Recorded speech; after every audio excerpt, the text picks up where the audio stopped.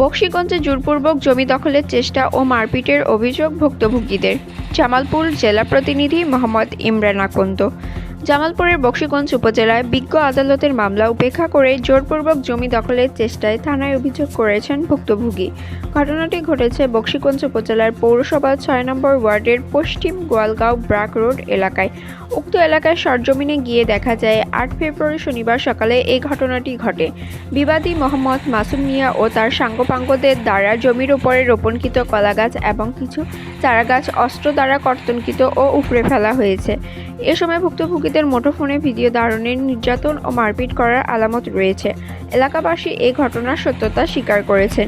এ বিষয়ে ভুক্তভোগী মোহাম্মদ জাকির হোসেন ওরফে শিপন অভিযোগ করেন, আমার বাবা পৈতৃক সূত্রে এই জমির মালিক এবং আমরা ভোগ দখল করে আসছি, কিন্তু জমির সাবেক আরএস খাতিয়ান ৯৪৭ দাগ নাম্বার ৫৮৫৮ মোট জমির পরিমাণ ২.৩৯ একর ভুলক্রমে রেকর্ড বিবাদীদের নামে হয়ে যাওয়ায় আমরা জামালপুর বিজ্ঞ আদালতে ২৫০৭ 15 রেকর্ড সংশোধনী মামলা করি, যা এখনও চলমান রয়েছে। কিন্তু আদালতকে উপেক্ষা করে মোহাম্মদ মাসুম মিয়া গংরা আমার বাবা জীবিত না থাকায় তার অবর্তমানে জোরপূর্বক গায়ের জোরে জমি দখলের পায়তারা করে আসছে। এরই প্রেক্ষিতে শনিবার সকাল 10:30টায় লাঠিসোঁটা ও ধারালো অস্ত্র নিয়ে জোটবদ্ধ হয়ে আমাদের মারপিট ও জমির ক্ষতি সাধন করে জায়গা দখলের চেষ্টা করে।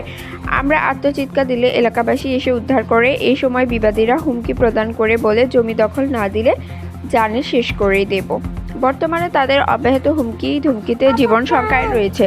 পরবর্তীতে বকশীগঞ্জ থানায় বাদী সশরীরে হাজির হয়ে একই এলাকায় নামীয় বিবাদী মোহাম্মদ মাসুম মিয়া, মোহাম্মদ আবুল কালাম, মোহাম্মদ মালেক মিয়া ও সহযোগী 15 থেকে 20 জন সহ একটি অভিযোগ দায়ের করেন। ঘটনাটি নিয়ে এলাকায় থমথমে অবস্থা বিরাজ করছে। তাই তারা জীবনের নিরাপত্তা চেয়ে এ বিষয়ে প্রশাসনের হস্তক্ষেপ কামনা করেছেন। ঘটনাটির বিষয়ে বকশীগঞ্জ থানার এসআই মোহাম্মদ মাসুদের সঙ্গে মুঠোফোনে যোগাযোগ করে জানান, আমরা ঘটনাস্থল পরিদর্শন করেছি। যেহেতু মামলা চলমান রয়েছে, তাই উভয় পক্ষকে শান্তি শৃঙ্খলা বজায় রাখবার জন্য বিষয়টি পর্যবেক্ষণে রাখব বলে নিজ অভিমত ব্যক্ত করেন।